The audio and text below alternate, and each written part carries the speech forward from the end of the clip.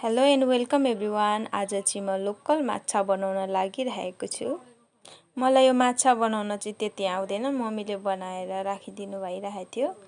अनि मैले यसलाई मजाले पखालेर नुन लगाएँ, नुन र बेसार हालेर मजाले मोलेँ। मैले चाहिँ हातैले मोलेको थिएँ अनि झन्डै काँडा पसेन, दुखिरहेको थियो हात। तपाईहरु चाहिँ हातले भन्दाखेरि पनि यसो चम्चाहरूले मोल्नु होला। यो चाहिँ लोकल माछा हो। लोकल माछा चाहिँ रस लगाउँदा नि राम्रो हुन्छ, तर मैले चाहिँ आज फ्राई गरेर खाजाको रूपमा खाएको थियौँ हामीले चाहिँ। माछाको मसलाको रेसिपी चाहिँ मैले अर्को भिडियोमा राखिदिएको छु। सिम्पल छ, त्यति साह्रो हार्ड छैन। अनि त्यस पछाडि मसला रेडी पारेँ मैले, सबै थोक पिसेर। म चाहिँ सिलौटामा पिस्छु अनि त्यस पछाडि मसला लगाएर मजाले मोलेँ। मसला पनि अलिकति पानी लगाएर मोलेँ।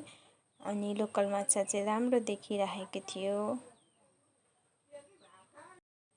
हाम्रो चाहिँ घरमा लोकल माछा सबैलाई धेरै मनपर्छ। थोरै थियो र पनि मिठो भइरहेको थियो। अनि तेल तताएर मैले मजाले डिप फ्राई गरेँ।